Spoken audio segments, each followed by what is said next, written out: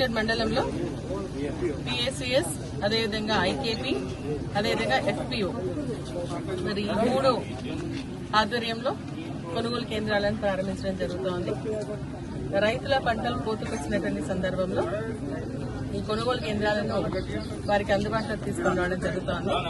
దీని ద్వారా మరి మద్దతు ధర రైతుకు నేరుగా అందేటువంటి అవకాశం ఉంది కాబట్టి రైతులందరూ కూడా విజ్ఞప్తి చేస్తా ఉన్నా మన పంట ఏదైతే కోసుకుంటున్నామో అదంతా కూడా ధాన్యాన్ని మరి ఈ సెంటర్లకు తీసుకొచ్చి మద్దతు ధర వచ్చే విధంగా చేసుకోవాలని చెప్పేసి విజ్ఞప్తి చేస్తా ఉన్నాం.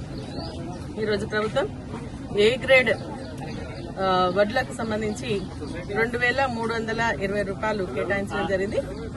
మరి సన్న వడ్లకు 500 రూపాయల బోనస్ కూడా ఇవ్వడం జరుగుతోంది. దీన్ని రైతులు ఉపయోగించుకోవాల్సిందిగా కోరుతా ఉన్నారు. మరి అదేవిధంగా ఇక్కడికి రాగానే రైతులందరూ కూడా అడుగుతా ఉన్నారు ఏంటంటే వడ్లయితే కాంటాలు పెడుతున్నాం. ఇప్పుడు కాంటాలు పెట్టిన తర్వాత ట్రాన్స్పోర్టేషన్ ఇంతవరకు ఇవ్వలేదు కాబట్టి ట్రాన్స్పోర్టేషన్ ఇమ్మీడియట్ గా ఏర్పాటు చేయాలని, రైస్ మిల్లకు తొందరగా తీసుకెళ్లాలని, మరి అదేవిధంగా రైస్ మిల్ కూడా తొందరగా అన్లోడ్ చేసుకోవాలని, లేకపోతే రైతులకు నష్టం. ఇప్పుడు ఈసారి నిజంగా కూడా రైతులందరూ కూడా బాధపడుతూ ఉన్నారు.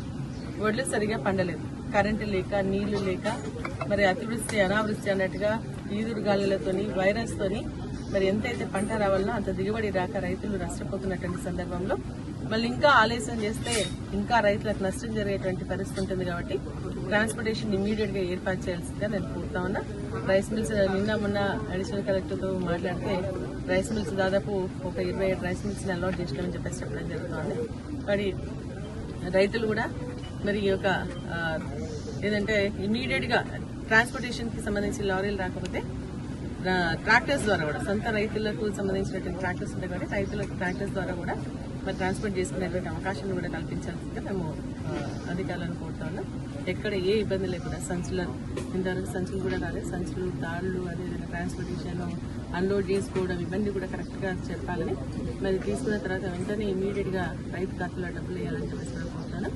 గతంలో మరి సన్న వడ్లకు సంబంధించి ఏదైతే 500 రూపాయల బోనస్ ఉందో అందరు రైతులకు ఇంకా రాలేదు కాబట్టి పాత బకాయిలు కూడా వేస్తూ కొత్త వాటికి కూడా ఇమ్మీడియట్ గా రైతు ఖాతాలో డబ్బులు వేయాలని చెప్పేసి మేము డిమాండ్ చేస్తున్నాం.